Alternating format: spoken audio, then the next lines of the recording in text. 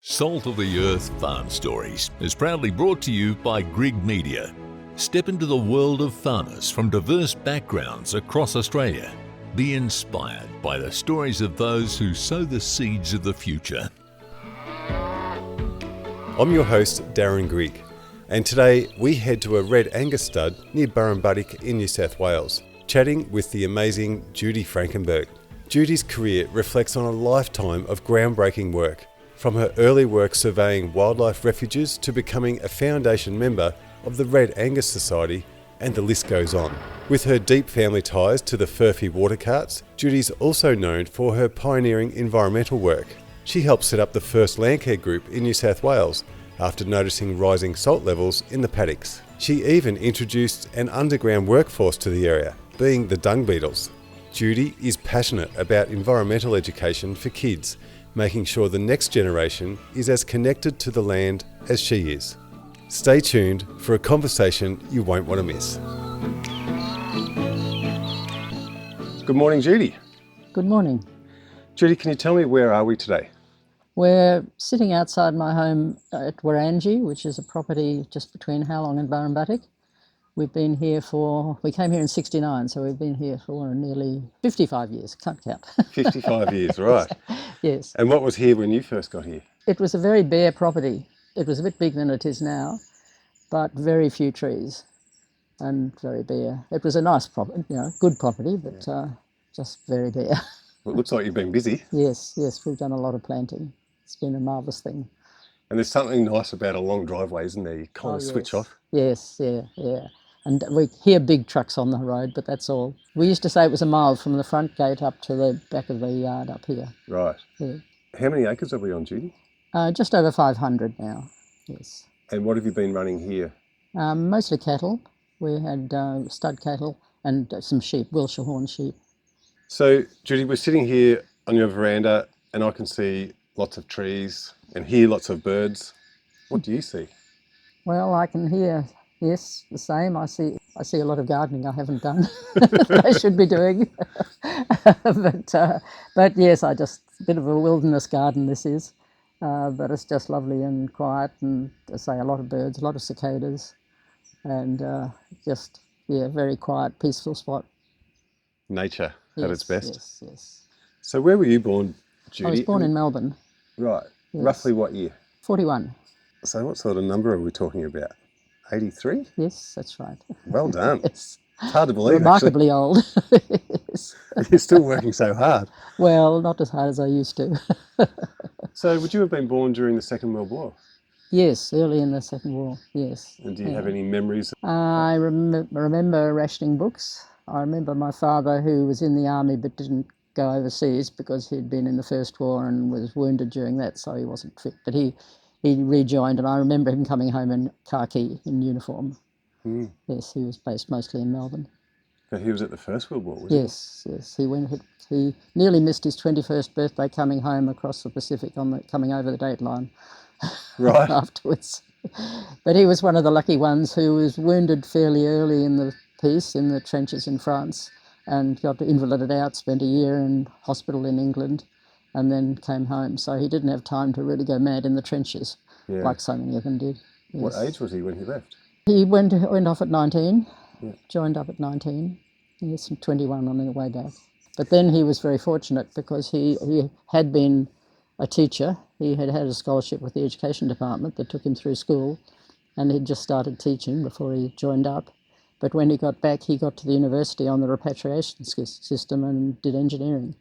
Right. Became an engineer, so he was lucky that way. Yeah. Yes. So can you tell me your maiden name, Judy? Furphy. Right, and there's a bit of a story behind Yes, Furphy. Yes. Not my bit of the family, but yes, my great uncle, I suppose, set up a foundry in Shepparton and started making Furphy water carts. And that's where the whole Furphy thing started, in terms of the word in the language, etc. And they're all over Australia, and they're big collector's items now. Oh, yes. I think your husband had a pretty fascinating collection. He collected a lot. He got a bit curious about how many different sorts there were many years ago. He used to see them at clearing sales, and he asked around, and even at the foundry they didn't really know how many different sorts, because they used to change them regularly, change the lettering on the ends. Yeah. So he thought he'd collect them up and get a few and see how many. And there were a lot more than he thought there would be. And once he got the collecting bug, of course, he just went on. And he ended up with quite a lot. Right. Yes, he enjoyed that. Did you always have a love for the environment at a young age? Oh, yes. And as a child, I spent all my school holidays with my father's relatives in the country. That was a sort of standard holiday with a pony and on a farm, and with an uncle who was very keen on birds and had lots of birds in aviaries, and I learnt my birds first that way. Really? But yes, always. Yeah. Yeah. And a love for animals? Yes, always. Yeah. Where was their farm? Colbinampin. Yep. Yeah, and Corop is the sort of original family farm my father grew up on, where my great-grandparents selected in 1869. Right. And my brother's still there. Really? Yes, which is rather nice. Absolutely. So there was no TV when you were a child, perhaps? Oh, no. 1956, when this Olympic Games started, that's when TV arrived. That was our first TV. So you were in Melbourne when the Olympic Games Yes, were there? Yes, my brother and I caught the tram into the MCG and bought tickets at the door and went to a couple of days at the Olympic Games. It was very easy then. Was there the hype around it then, like there is today? There was nothing like it is now. No. A bit low key, but yeah, quite a lot in the papers, and yeah, we read about it. And the marathon went along a road just near us, and we walked up the hill and watched the marathon runners go past. Yes. So did you go on to university, Judy? Yes. And what did you study? Well, botany and zoology are my majors, and then I went on and did a master's degree in plant ecology. Yeah. So was it during or after uni you met a very special man? Well, it was while I was there, yes. At uni? Yes. And we're talking about Roger? Yes. And unfortunately we lost Roger in the last 12 months. That's right, yes. That must be very lonely now. Yes, it is, but he's still around. Yeah, I bet.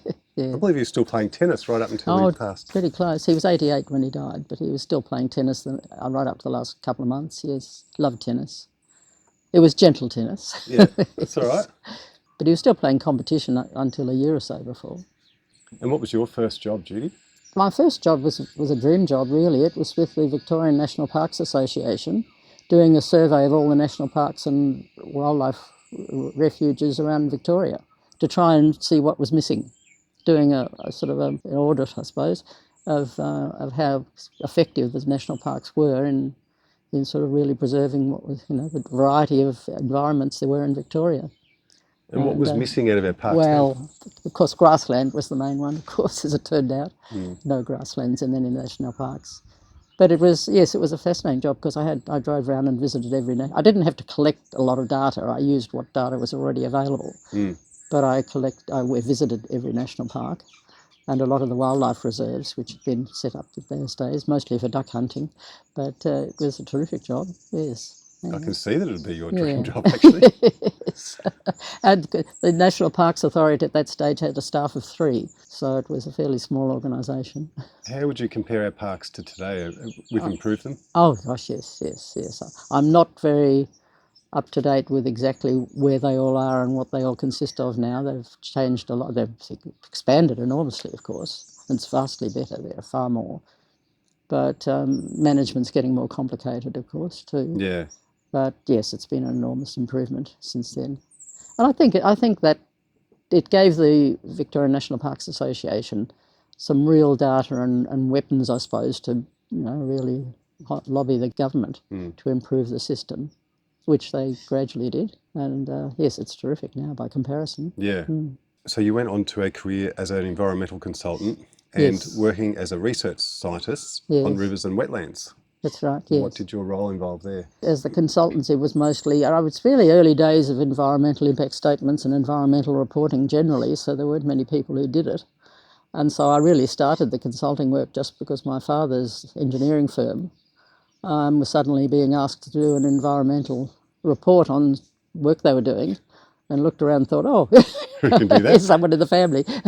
So I started doing a couple of jobs for them, and then it sort of gradually expanded. At one stage I did a review of all the sewage treatment works around the Goulburn Valley, which are mostly just the ponds and things they had, and just doing a report on their condition and their value. And got a little bit worried when I kept saying how wonderful there were so many ducks there, because they said that if we have to do a water sample and there have been 500 ducks on the pond the day before, it mucks up all our reporting on the treatment of the water. Yeah. So they had mixed feelings about my recommendations about improving the environment for the ducks. Was there lots of paperwork then, or were you out in the field a lot? Out in the field a lot. Yeah, I visited them all. Yes, there wasn't any background information much at all. I went and visited them all. I mean, they're fairly superficial surveys, really. I'd go and visit and look at the condition of the vegetation, do a bird count there while I was there, but that, of course, didn't mean much compared with what was there the week before. But it gave an idea of the value of the area for the environment. And then you moved to Burrumbuttock in 1969. Yes. And how many children did you and Roger have? 3, a daughter and 2 sons. Did they come home and work on the farm at all here? Not really, no, none of them are farmers. Yes. They all went off to university and found careers. They're all doing things they love, which is great. And what were you running on the farm here? What breed was it? We started off with a Heinz herd, we used to call it, of just all breeds. When we decided to really go into cattle, Roger was just buying whatever he could like the look of in the sale yard, so we had all sorts of different breeds. But a lot of Angus and quite a lot of Herefords. And then we decided that if we had a vet out here at all, it was always to a Hereford, not an Angus. So we swung more. We sort of discovered Red Angus, which were only just beginning to be noticed in Australia. And so we were foundation members of the Red Angus Society. It was a way of getting into stud breeding without having to buy stud cattle. We just went around collecting up red cows that we could find out of black herds, and also putting a red ball over our black cows and just breeding them all to be red. And the Red Angus Society that had been formed at the time had an appendix system, so you could upgrade your cattle into the stud book. Right. So we worked through that system. Yes. And so was the breed initially brought into the country, or was it? They're pure Angus. They're just a red colour. Right. So it's a recessive gene in the Angus herd, and so black cattle can carry the red gene. Yeah. And occasionally 2 blacks with a red gene will meet and they'll have a red calf. Really? Yes. No difference in the marbling? No. Except as to the extent that you select for it. Yes. Yeah. And we had an inspection system, or the society had an inspection system to approve cattle to go into the herd book. And so there was a certain, the inspectors had certain style of cattle they were keen on. And so that influenced the form of the breed a little bit, I think. Mm. But then it was really just a matter of, we're all just breeding the best we can. But they're basically like Black Angus. Though Black Angus began to get much bigger, taller, and more extreme, and the Reds, we didn't follow that line so much at the time, because they were introducing a lot of American blood, which we didn't do initially. So yes, we had to ended up with the Red Angus Stud. Yes. I believe the Red Angus had good maternal traits and the ability to calve easy. Yes, yes, we made sure of that. Yes, always. And is there a demand for this type of beef now? Well, I think so, yes. We didn't sell a great many bulls, and we didn't show, so we were never into that sort of big showing thing. But that was a very useful sort of add-on to our income from a small herd. But it was beginning to get a bit harder. Then one of the Red Angus breeders rang me up one day and said, "I really want to buy your cattle and buy your stud, but I haven't got room at home. Can I leave it with you?" So this was it was a perfect solution. This is recently? Oh, 3 or 4 years ago. And so we did that. And so he used to come and he'd do all the paperwork, and he'd come down and mark the calves and tag the calves and do those sort of things. I'd keep an eye on the calving, but I never had a problem. And it was just lovely still having them around, even though they weren't ours. Mm. And he'd buy hay for them when we needed it. But eventually, like the year before, I think I rang him and said, "Look, I think you've got to find plan B because it's getting a bit too hard." Yeah. And so he came and took them home. But I've still got 8 cows that didn't make the cut in the stud. So I've got 8 cows, and so therefore a few calves. And I've got Wiltshire horn sheep, which are very easy care. And I've got a few agistment cattle too. And I bought a few steers recently just to eat the grass. Right. So there's still cattle around.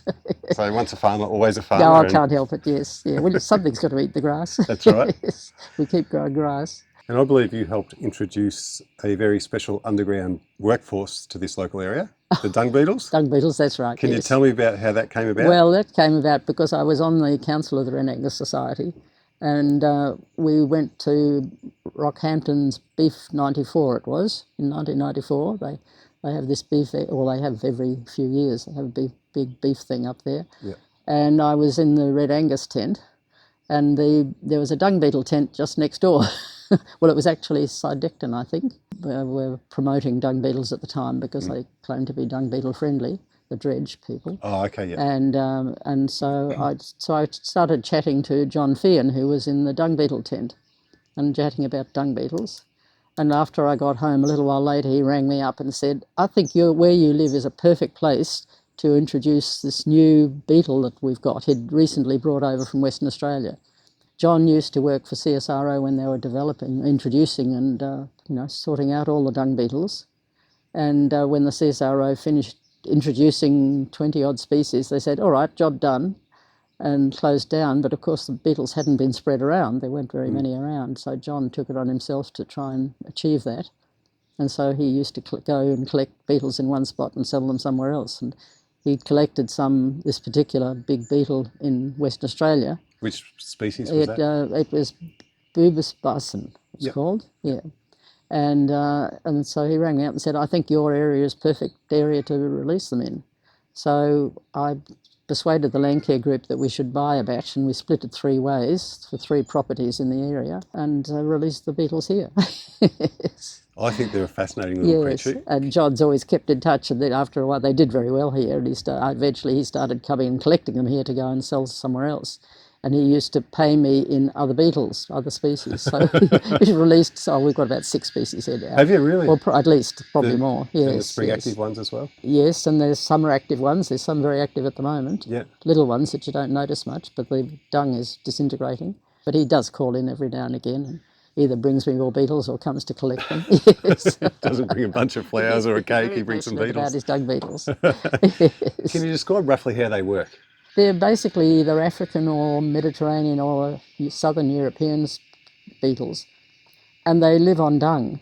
Different species do it different ways, but what they do is bury balls of dung into the ground and lay their eggs in the dung, and the larvae hatch underground, eat the dung, and then come out and beetles and do it again. I think we've got finches there. Oh, really? Might be double bar finches. I'm hearing something. So was Landcare New South Wales established at that point? I don't think so. I think we were before. We established a landcare group in this district in 1990, so started talking about in 1989. There was landcare had already got going in Victoria, so a few of us sort of got interested in that, and we went down to Victoria and visited a couple of people who were doing landcare to find out about it. And then we had Paul Trevethan was very involved in this. He was one of these movers and shakers around the district. So this is West Hume Landcare Group? And we set up West Hume Landcare Group in 1990. And you were one of the first in New South Wales? We say we were, yes. Wow. Yes, first to call ourselves a landcare group. There was a group up at Yes, I think, but I think it was a top-down sort of department, organised group. And Holbrook had a Trees on Farms group, which were a little ahead of us. So they say they were first, but they didn't call themselves a landcare group, and we did. Yeah, good. No, so we got it started then, and it was terrific. And we got a lot of support from the department, or from the Soilcon it was in those days. Right, yep. They supported us. They paid for a project officer, landcare coordinator, for 3 years, which was wonderful because we got a wonderful coordinator who came here, got the thing going, did a wonderful job, married a local and stayed. Really? Who was that? That was Sue Rose. Oh, Sue! Sue Rose, yes. Oh, who is now a mainstay of a lot of the things that we do in the district, yes. She's an amazing lady. Yes. Well, that's how we got her, yes. And what was the main driver to start this group? Was it salinity? Yes, salinity was the sort of the alarm bell. That's what got Paul going, because people were beginning to notice salt patches in their paddocks. And what's causing this, and talking about and worrying about what caused it, and so that was the driving force initially, yes. And we got advice from the department. The science was a bit minimal at that stage too, but generally the view was that by clearing the hills, we'd increase the rate of recharge, rain going into the hills and not being used by the trees and coming up, raising the water tables down on the flats. It's a basic sort of process that goes on. And we had noticed with our bore, which is up here on the rocky hill, But Roger had noticed that he'd had to pull up the pipes occasionally, and the water level was coming up. And he thought, oh, that's good, I won't have to put so many pipes down again. Didn't occur to us that that was telling us there was a problem, because up here on the hill we don't have a problem. But down on the flats we certainly did find salt patches, yes. Right. And what did you do to help that? Plant the hills. Yeah. And perennial pastures on the flats made a big difference too. Yeah. So we went heavily into perennial pastures in the 90s. And you were also instrumental in setting up a favourite place of mine, Wirraminna. Oh, yes. Yes. Wirraminna Environmental Education Centre. That's right, yes. Who was involved initially? Sue Rose, Daryl Jacob. I wasn't very actively involved then, because I was doing quite a lot of off-farm work, so I didn't have the time, but I was there saying, yes, well, this is a good idea and let's do it. But primarily Sue and Daryl and one or two others, and also Anne Dunlop, who was the school teacher the school next to Wirraminna. And he cottoned on to the fact that this is experiential learning and environmental learning, easy way of doing it, right next to the school. So that's got him involved. But it was something that originally started as an idea of having an arboretum for the farmers, because we were talking about planting local species. For the landcare group was saying plant local species. And a lot of the farmers really didn't know what their local species were. They didn't even really know what their trees were, some of them. And so we thought, we'll plant an arboretum to show everyone what all the local species are. So that was the first idea. And then, so Daryl was keen on gardening, and Noah was keen on teaching, and this whole thing just sort of developed into a mixture of native gardens with not non-local native species, but lovely species, and restoration generally of the natural areas of Wirraminna to sort of showcase the sort of what we used to be like here. As we went along, we discovered that we really couldn't get seed for all the ground cover species. You could get shrubs and trees, and there was talk about there was a lot of shrub seed orchards being planted, but nothing for the ground cover, so we started a seed production area there. And that's been really interesting. And I've worked with you on the seed production area too, and it's fascinating and very clever what you're doing. And I guess too, because of maybe the climate might be changing, we need to keep on top of what species we have in the area. Yes, we're beginning to sort of think about that seriously and trying to work out how to tackle that problem, because we'd always talked about having local provenance of our seed, that everything we grew should come from seed collected locally, that's what would be best adapted to what we needed. But now we're not so sure. Yeah. And the general idea now is that you should have a much broader genetic base, so that natural selection can then pitch in and, pick out the plants that are going to be best adapted. And that works well for short-lived plants. Yeah. It's not going to work terribly well for trees, because that's a long time happening. I mean, our trees are going to last several hundred years, we hope. Yeah. And so it'll be harder to actually achieve that. But we have got a sort of a demonstration area or a conversation piece at Wirraminna, where we've looked at what the climate might be like in 30 years' time, and looked at areas that will have that already have that climate, and look at the species that are growing there and saying, well, should they be growing here? And most of the major tree species are the same. They've still got white box and yellow box and grey box, etc., in those areas, either up north near Forbes or out west a bit.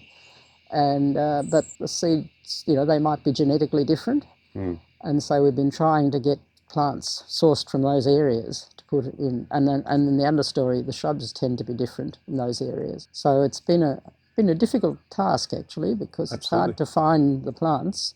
There's not native nurseries scattered all over the countryside that use local seed that you can just go and buy them from. Yeah. Yes. So it's been a bit of a difficult task to find them. But yes, that's the idea of these. They're only very small areas. They're not an experiment, but they're just something to talk about the issues of genetically what we should be doing, perhaps in terms of sourcing seed and what sort of species we should be planting. You mentioned Owen Dunlop before, and yes. I met Owen in, I think, about 1998, yes. and he ran into me at a TV station and said, I'm a principal at a small country primary school. Yeah. We've got a dam at the back. It's a bit like a wetlands. I want to shoot a promotional video. Can you come out and help me? And I said yes, and I've never stopped going out there, and I've been so lucky That's to right, yes. meet so many amazing people. You've done so many wonderful little short films, educational films. They've been terrific. I'm the lucky one, and I find that sort of education so powerful. So you have over 500 kids come through a year. It could be nearly close to 1,000. Yes, it's dropped off a little bit lately, unfortunately. Since COVID, it's of course that ground to halt a bit, and it hasn't quite picked up as much as we'd hoped it will, but I think it will again, yes, yeah. And what I find interesting about this sort of education is kids come out and they're learning some really crucial information. Yes. Without realising they're learning. Yeah. They're actually enjoying it. They're hands-on. They're testing water. They're finding water bugs and learning about medicinal plants and birds, which is a great concept. Yes, yes, it makes a big difference. And quite a few, and particularly Burrumbuttock kids, have ended up in the environmental world. Yeah, and you've been quite passionate about helping the younger generation learn. Yes, not sort of face-to-face very much. I'm not a natural teacher. I like producing the area they go to. Sue's the one who is the really star teacher in that respect. I leave that to her, but I like just making sure the areas are there for them, yes. Well, it's a credit to you and the crew out there to what you've done. Yeah. Yes, it's been amazing. It's so much more than we ever anticipated. It's extraordinary how it's developed. It's recognised around the state, really, isn't it? Yeah, I think so, yes. Well, that wraps up part 1 with Judy Frankenberg. But don't worry, we're coming back for more. In this next episode, Judy shares stories of floating down the river in a punt for research, and we dive into the delicate balance between running a productive farm and maintaining a healthy environment. She's having an incredible career, so part 2 with Judy is published next week.